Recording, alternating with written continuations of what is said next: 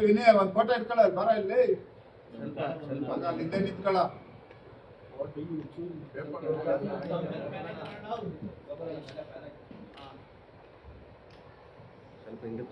ಅಧ್ಯಕ್ಷರೇ ಪಾರ್ಟಿ ಶಾಲೆ ಸ್ವಲ್ಪ ಇದು ಒಂದು ಹೋಗ ಪಾರ್ಟಿ ಶಾಲೆ ತುಂಬಪ್ಪ ಐತೆ ಸುಮ್ಮನೆ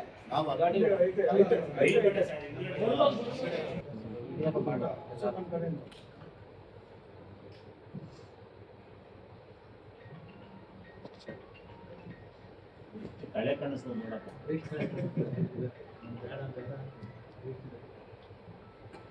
ಜವಾಬ್ದಾರಿ ಹೊರಗೆ ಎಷ್ಟು ಜನ ಬಂದಾರ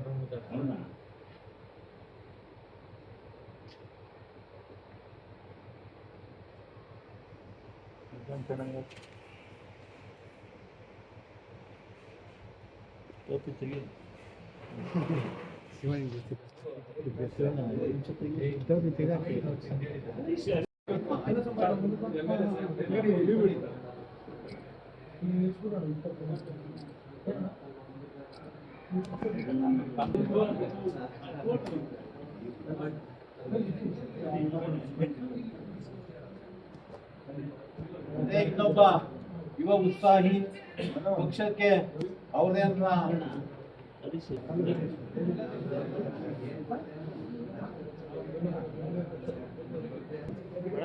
ಎಲ್ಲಾರ್ದು ಬರ್ಲಿ.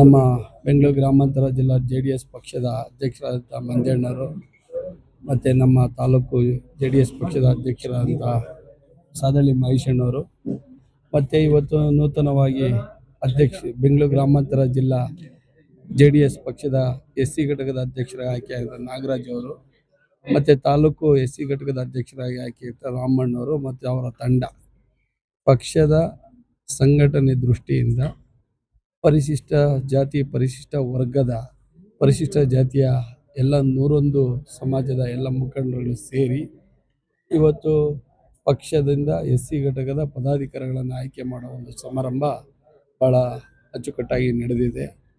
ಮುಂದಿನ ದಿನಗಳಲ್ಲಿ ನಮ್ಮ ರಾಜ್ಯದ ಮುಖ್ಯಮಂತ್ರಿಯಾಗಿ ಕುಮಾರಣ್ಣವರು ಅಧಿಕಾರ ಸ್ವೀಕಾರ ಮಾಡಬೇಕು. ನಮ್ಮ ದೇವನಹಳ್ಳಿ ಕ್ಷೇತ್ರದಲ್ಲಿ JDS ಪಕ್ಷ ಗೆಲುವನ್ನು ಜಯ ಸಾಧಿಸಬೇಕು. ಅದಕ್ಕೆಲ್ಲರೂ ಸೇರಿ ಒಗ್ಗಟ್ಟಾಗಿ ನಾವು SC ಘಟಕ ನೂತನ ಪದಾಧಿಕಾರಿಗಳು ಮತ್ತು ಮದರವಾಡಿ ಏನಾಗಿದೆ ನಾವೆಲ್ಲರೂ ಸೇರಿ ಹಗಲು ರಾತ್ರಿ ಪಕ್ಷದ ಕಾರ್ಯಕರ್ತರ ಕೈ ಕಾಲು ಮುಟ್ಟಿ ಅವರ ಆಶೀರ್ವಾದ ತಗೊಂಡು ಪಕ್ಷನ ಕಟ್ಟುವಂಥ ಕೆಲಸವನ್ನು ಮಾಡಿ ಮುಂದಿನ ಚುನಾವಣೆಗೆ ನಾವು ಇವತ್ತಿನಿಂದನೇ ಸಜ್ಜಾಗೋದಕ್ಕೆ ಎಲ್ಲ ತಯಾರಿಯನ್ನು ಪೂರ್ವಸಿದ್ಧತೆಗಳನ್ನು ಮಾಡ್ಕೊಂಡಿದ್ದೀವಿ. ನಾಳೆ ಬರ್ತಕ್ಕಂಥ ಗ್ರಾಮ ಪಂಚಾಯಿತಿ, ತಾಲೂಕು ಪಂಚಾಯಿತಿ, ಜಿಲ್ಲಾ ಪಂಚಾಯಿತಿ ಚುನಾವಣೆಯನ್ನು ಸಮರ್ಥವಾಗಿ ಎದುರಿಸಿ ಅತಿ ಹೆಚ್ಚು ಅಭ್ಯರ್ಥಿಗಳು ನಮ್ಮ ಪಕ್ಷದಿಂದ ಆಯ್ಕೆ ಆಗೋ ರೀತಿ ನಾವೆಲ್ಲರೂ ಸೇರಿ ದುಡಿಬೇಕು ಅಂತೇಳಿ ಈ ಒಂದು ಕಾರ್ಯಕ್ರಮವನ್ನು ನಾವು ನಡೆಸ್ಕೊಂಡು ಬರ್ತಾ ಇದ್ದೀವಿ.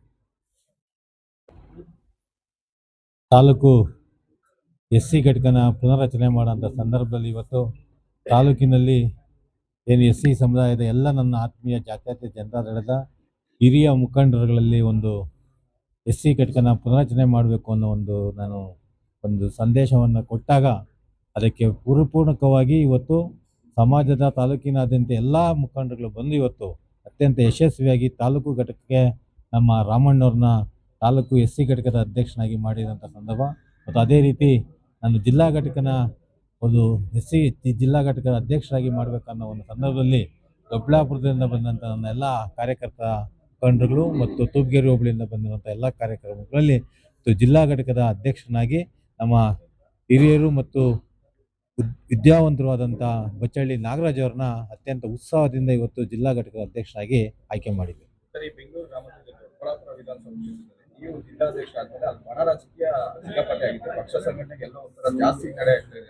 ನಾನ್ ಜಿಲ್ಲಾಧ್ಯಕ್ಷನಾದ್ಮೇಲೆ ಬಣ ರಾಜಕೀಯ ಆಗಿದ್ದಿಲ್ಲ, ಮುಂಚೆಯಿಂದನೂ ಅಲ್ಲಿ ಬಣ ರಾಜಕೀಯ ಇತ್ತು.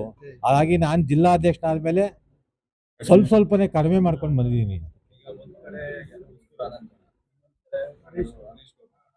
ಇದಕ್ಕೆಲ್ಲ ಬಣ ರಾಜಕೀಯ ನೀವೇ ಕಾರಣ ಅಂತ ಆನಂದ್ ಅವರು ಅವರು ಉಸ್ಕೂರ್ ಆನಂದ್ ಅವರು ಯಾವ ಬಣ ಅಂತ ನನಗೆ ಗೊತ್ತಿಲ್ಲ. ನಮ್ಗೆ ಗೊತ್ತಿರೋದು ಒಂದೇ, ಜನತಾದಳದ ಜಾತ್ಯತೀತ ಜನತಾದಳ ಬಣ ಅಂತ ಒಂದೇ.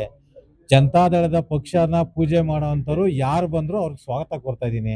ಅವರ ಒಂದು ವೈಯಕ್ತಿಕ ವರ್ಚಸ್ಸುಗಳಿಗೋಸ್ಕರ ನಿಮ್ಮ ಮಾಧ್ಯಮಗಳನ್ನ ಮುಖಾಂತರ ದಿನ ಒಂದು ಪ್ರೆಸ್ ಮೀಟ್ ಮಾಡೋದು, ಇನ್ನೊಬ್ಬರ ಮೇಲೆ ಹೇಳೋದು, ಅದು ಪಕ್ಷ ಕಟ್ಟೋಂಥ ಕತೆ ಅಲ್ಲ.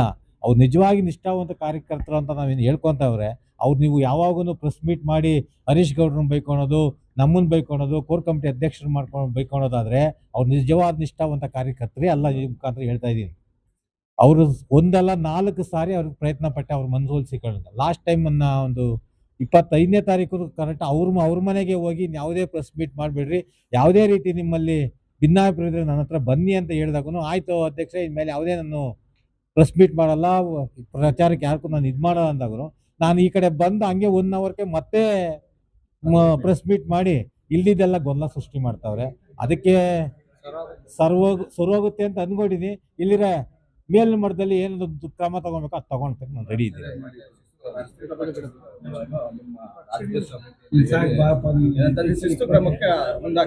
ಶಿಸ್ತು ಕ್ರಮನ ತಗೊಳೋದು ನಮ್ದು ಯಾವ್ದು ತಕ್ಷಣನೇ ತಗೊಬೋದು. ಆದ್ರೆ ನಾವು ಪಕ್ಷ ಕಟ್ಟೋಕ್ ಬಂದಿರೋರು, ಬಣಗಳನ್ನ ವಿಂಗಡಿಸೋಕ್ ಬಂದಿರಲ್ಲ ಅವರು.